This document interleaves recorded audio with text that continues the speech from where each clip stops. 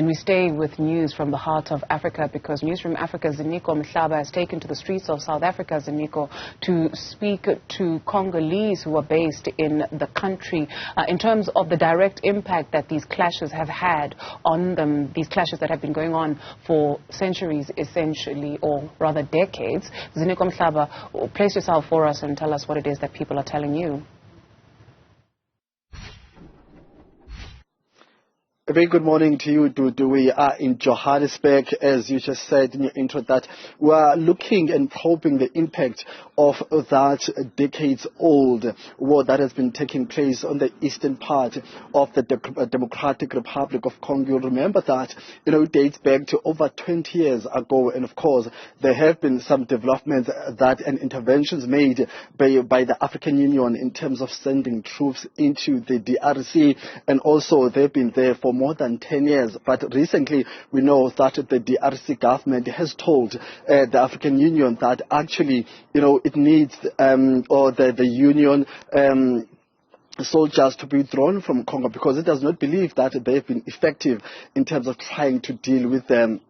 With the war there, and they've called on the South African development community to step in. So we do know now that South Africa, as part of the SADC region, has assigned and deployed some over 2,900 troops into the DRC. So the question we are probing this morning is, how is that war impacted on the civilians, especially those who had to leave their country and come to countries such as South Africa to make sure that they save their life, but also they are able to protect their children. So we'll be doing that this morning. But firstly, let's get a sense of the historic context of that war. And we're going to be speaking to Dr. Charles Sinkala, who is an international governance consultant, so that he gives us the context and why has the African Union been failing to deal with that war. Dr. Sinkala, give us some of the things you've identified as an expert in the field, which you believe, has led to the failure of the African Union and the international community in ending that war in DRC, because we know that it's been ongoing for more than 20 years. Correct. Thank you very much, and thank you for having me. The war has to be looked at in elements of what exacerbates the war.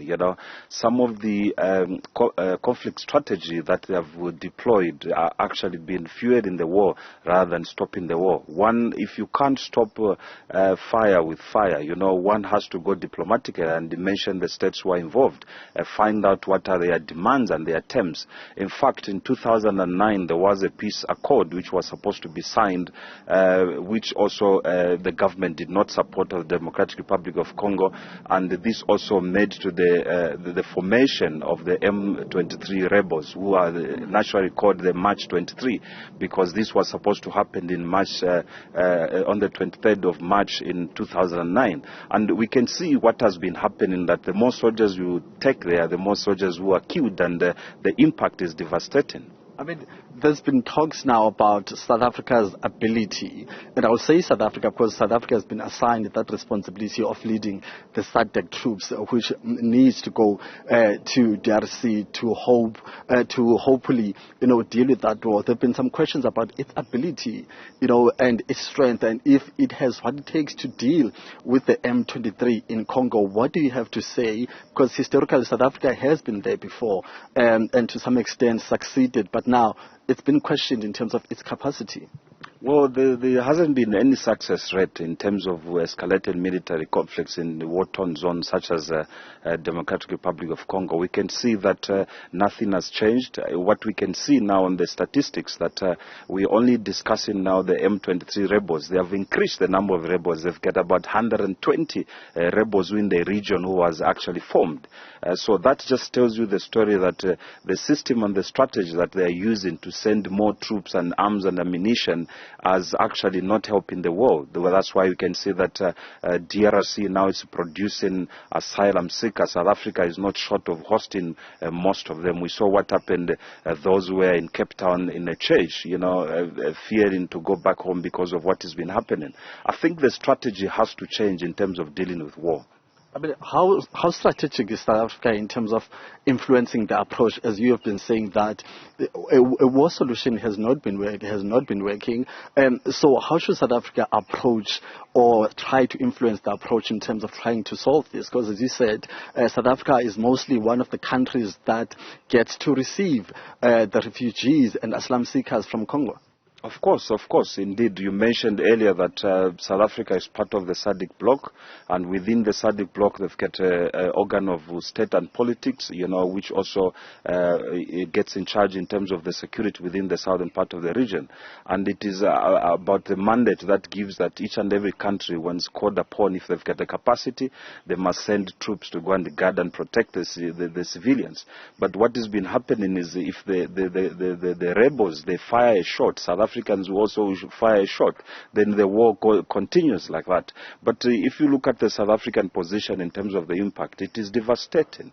The fiscus of South Africa has been depleted because now they have to, not only the Democratic Republic of Congo, there's Zimbabwe, which has been on the verge of economic collapse, and many other countries such as Burundi and many others, Nigeria as well, the people are here. So now the tactics in terms of addressing these wars and the normal conventional way of assisting in stopping or creating peace in Democratic Republic of Congo has to be reviewed and re-looked at. Let's look at the M23. What are their demands? Who's funding them?